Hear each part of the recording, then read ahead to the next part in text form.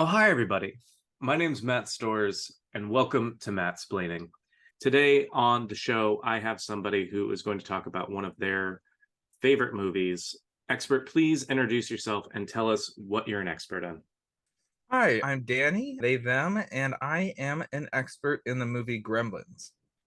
My understanding of Gremlins is that a lot of people think the origin of the word gremlin dates back to the 1920s, where it was a mix of goblin and Fremlin beer, which was very popular beer at the time, popular among the pilots in World War One. Other people think that it's a combination of Grimm's fairy tales and Fremlin beer. The uniting force in that instance is the Fremlin beer. Basically, a lot of people thinking that crashes were being caused by these little monsters that were getting into planes, their engines ripping up planes. But really, it sounds like some of it may have just been some alcoholism.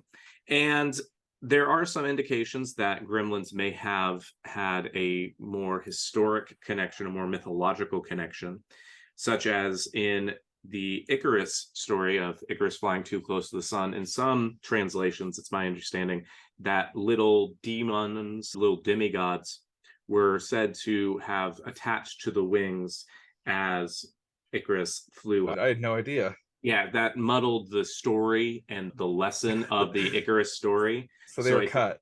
yeah, so they were cut as time progressed because they don't want people freaking out about these little gremlin things. It's great that somebody had notes on Icarus.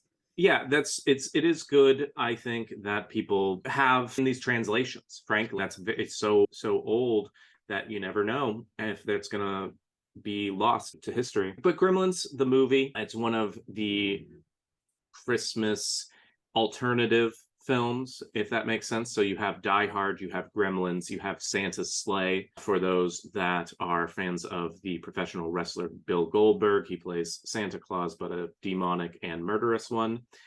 And those movies, sometimes Santa's Sleigh is replaced by other potential Christmas movies. Gremlins and Die Hard are those two main staples that people are going to make recommendations of. Oh, these are unconventional Christmas movies that you should watch this year. One thing that people don't pay enough attention to in the Gremlins films is the fact that comedian, actor, and personality Howie Mandel is the voice of Gizmo, making all of those little coups and what have you. And a lot of people don't know this, but Howie Mandel actually went method acting to play Gizmo. That I think I included, heard that, yeah. and he didn't want to eat after midnight. So that was pretty, No way. he didn't want to do Yeah, that. He was very concerned that it might create a potential demon or gremlin type scenario. And he also didn't want to be exposed to water, that's not as, good. That's yeah, not good. yeah. So there was a lot of fruit drinks, and that's basically how he got Just into. didn't bathe. Well, he did bathe. What he ultimately did is pretty commonly known to be very concerned about germs these days, and that, I believe, may have something to do with his concerns about water on the set and production of the Gremlins, but I am not Oh, entirely sure. I'm not his therapist. And some think that he actually was exposed to water during this time period, and that's how we got Vin Diesel, oh, it just because popped right out of him. it just popped right out of him. He just basically, a zit formed on the back of his neck. People thought it was a goiter for a couple of days. And then ultimately, we were blessed with the beauty that is the artist known as Vin Diesel.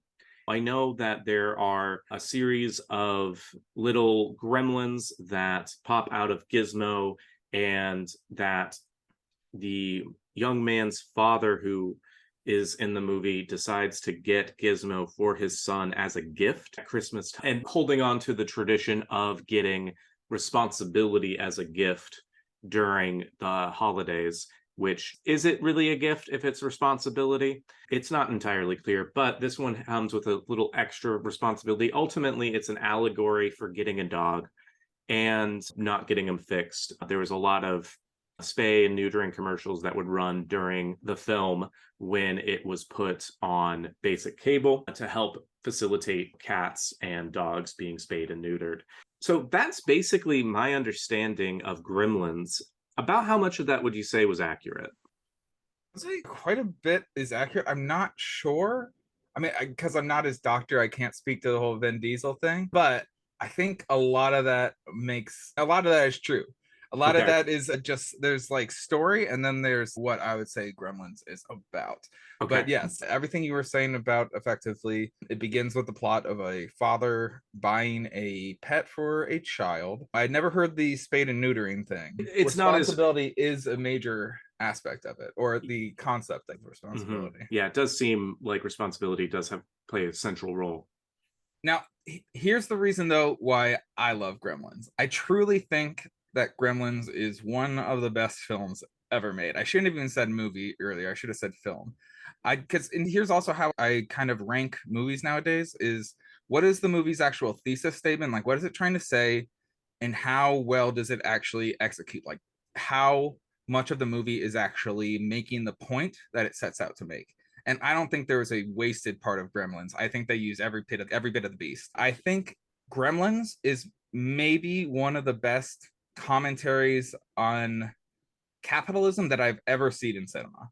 I think it is a truly just beautiful movie. I think it's extremely well done. Where the real monster of the movie is not Gremlins, it is indeed capitalism. I will say, like, you're getting onto the rules part. I think it is extremely important to focus on that because if you look at the movie from start to finish, it's talking about the rules in parallel with the American dream. A lot of the movie is about how capitalism and how the American dream actually goes in the way of traditional values, and like they set it up in the movie as East versus West, like Eastern quote unquote mysticisms and like respecting like sacred lessons, Mhm. respecting what's been passed down and things that are like being told to you like rules. Here's our way to lead a good life, and how capitalism ultimately like corrupts that. And when we're talking about the rules, I think one of the biggest misconceptions that people make, like whenever people are making fun of the movie, they're always like, why couldn't that kid take care of the gremlin? It's just Mhm. three rules. Like, why couldn't they? It's just these things. Like, it's not that hard. But here's the thing about the movie that's beautiful. Billy follows all of the rules. None of the things that go bad are Billy's fault. He is not the one who gets it wet. A little child gets it wet because, like, the little child is around where he's using art. He doesn't feed them after midnight. They chew his alarm once they multiply. One of them Right. chews the wire. And so it's not his fault. Like, all these things that he's doing everything right. And still, while he's doing everything right, he's failing. And I think that's the biggest thesis statement of the movie is all of these rules that capitalism and the American dream give us, they don't benefit us. It's only Right. when Billy starts breaking the rules that he actually starts achieving anything. It's when he starts burning down movie theaters that are like representing Disney. It's when he is, I mean, it's because they're playing Snow White, but Right. like burning down establishments, like through this hometown perspective, like going into a mall, breaking into it, and using the like power tools to shoot this thing, this demonic beast that's in front of him. It's when he starts breaking the rules that he actually starts doing well.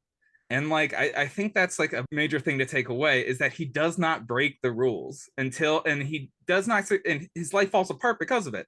And the Mhm. character that, sorry, the movie is full of characters like that. Every single adult in the movie, their lives are ruined by capitalism. Mhm. From the shop owner whose life is being ruined by capitalism because it's destructing the world around him. He's able to keep this sort of place where he's kept sacred traditions of his own alive. I think his name is Mr. Wing. And but even that is crumbling around him because of capitalism, because he's in a capitalist nation. The feasibly pursuing an American dream, because he is clearly also not born of America. Point is that like it's hard to keep your traditions alive in this melting pot sometimes. Right. And the dad comes in immediately in the first scene and is trying to tempt him stuff. He's trying to tempt him with gadgets that don't work, like products that don't work, and trying to trick him. But that dad is even a victim of capitalism in that moment because he's not human. He's like a walking advertisement.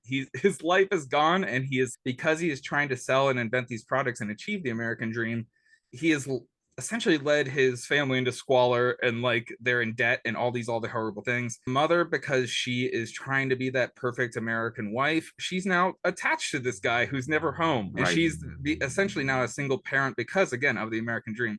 There are neighbors who are going through PTSD and who are seeing gremlins, the sort of gremlins you were describing, which again, like to address your Icarus thing, I think it's worth noting like seeing things that aren't there, but also the thing, if they had kept the gremlins in that Icarus story, you could almost have a metaphor of they're the temptations that bound keep you earthbound, that help make it so you can't fly, make it so you can't achieve your dreams or achieve. Yeah, that manifestation of that concern or the things that are outside of your. Also the things that you feel like you are supposed to do, whether they be like gender norms or things where it's like, I need to get a job, I need to have a house, I need to have a wife, I need to do all these things that the American dream tells me to do and that capitalism tells me to do, and all of them are suffering for it. Even like the most evil character in the movie, who's just an old lady who wants to kill a dog, she's purely doing it for the sake of, oh, you, I think it attacks their rose bush or something. I've seen this movie about 20 times. I watch it every Christmas Eve before, and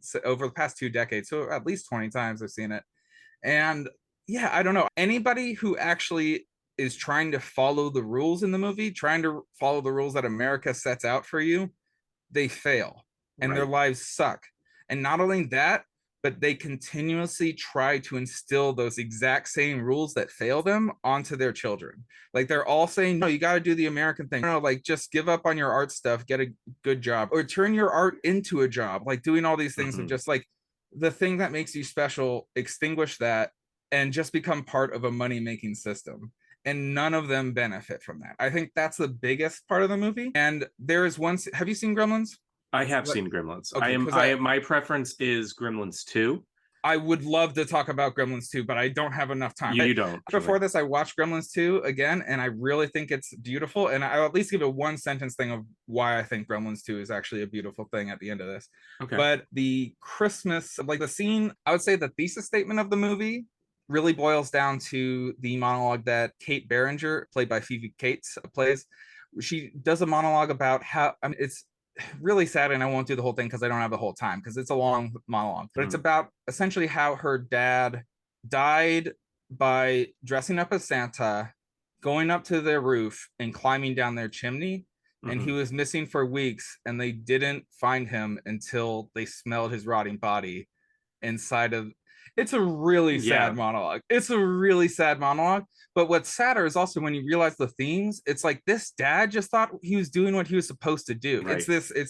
I would also say part of why I think it's a beautiful Christmas movie is because it's not attacking. If anything, it's supporting the religious themes. If anything, it's supporting like the actual kindness, what you should do on, like you should just be kind to your family, you should just do all these things, but it gets wrapped up in all the like commercialism. It gets wrapped, like it shows how like even the most sacred things to the average like Christian American, like even the most things that they keep sacred can be corrupted by capitalism. And that is ultimately why it is a Christmas movie. Absolutely. But like this dad just went up because he was like, this is Christmas, I'm gonna dress up as Santa, I bought this suit, I'm gonna go down, I'm gonna give gifts.